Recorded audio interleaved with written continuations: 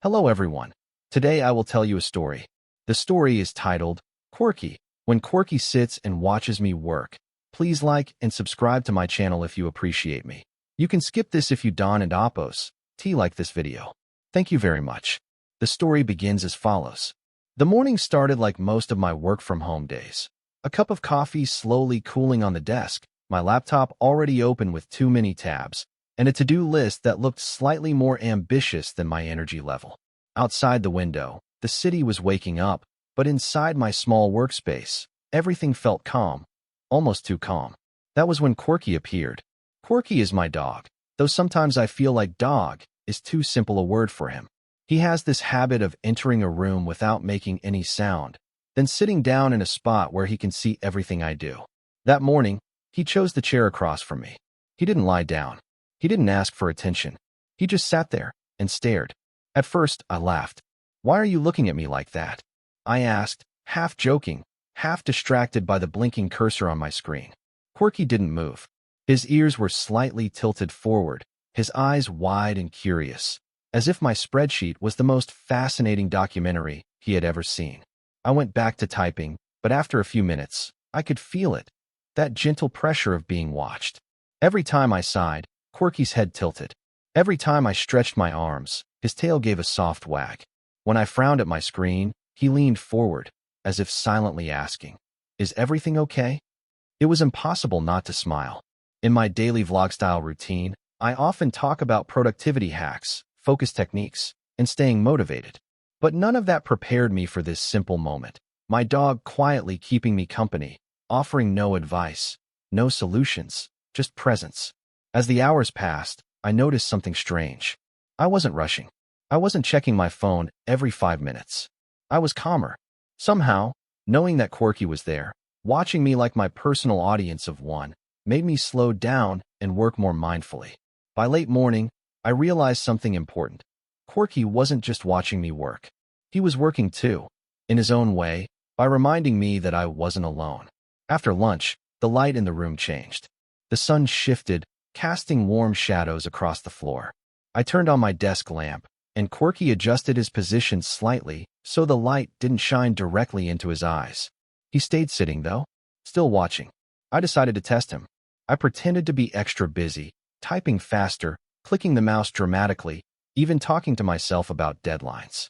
Quirky responded by sitting up straighter, as if my workload was somehow his responsibility too. At one point, I leaned back and closed my eyes for just a second. Immediately, I felt a warm nose touch my hand. Quirky didn't bark or jump. He just checked in, quietly asking if I was still there. That small gesture hit me harder than I expected. In our busy daily lives, we're surrounded by noise, notifications, messages, meetings, expectations. Support often comes loudly. Advice we didn't ask for, opinions we didn't need. But Quirky's support was different. It was silent, patient, constant. As I continued working, I started talking to him, narrating my day like I would in a vlog. "Okay, Quirky, this part is boring," I said while editing a document.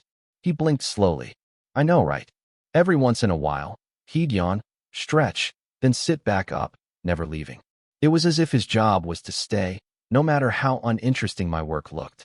And that's when it clicked. Quirky wasn't watching what I was doing. He was watching me. He didn't care about the results, the numbers, or whether I finished early. He cared that I was there, focused, alive in the moment. His eyes followed my expressions, not my screen. By mid-afternoon, when my energy dipped and my motivation started to fade, Quirky did something unexpected. He stood up, walked over, placed his head gently on my knee, and looked up at me. No sound, no demand, just connection. I paused my work and pet him for a minute. That minute turned into 5, then 10. And instead of feeling guilty for taking a break, I felt recharged. When I returned to my desk, Quirky went back to his spot, satisfied. Mission accomplished. By the end of the day, my work was done, but the lesson stayed. Quirky taught me that productivity doesn't always come from pushing harder. Sometimes, it comes from slowing down and feeling supported. In today's fast-paced world, we often measure our value by how busy we are, how much we achieve, and how little rest we take. But Quirky, sitting quietly and watching me work, showed me another way. He reminded me that presence matters more than pressure.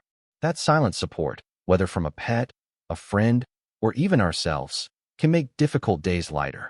He also taught me to listen to my own signals, when to pause, when to breathe, and when to simply exist without doing anything useful.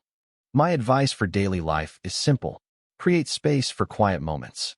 Let yourself work with kindness, not urgency. Surround yourself with those who don't judge your pace, but stay with you anyway. And when life feels overwhelming, remember Quirky, sitting calmly, watching with care, reminding you that you're doing enough just by showing up. Sometimes, the greatest value comes not from what we do, but from how gently we live.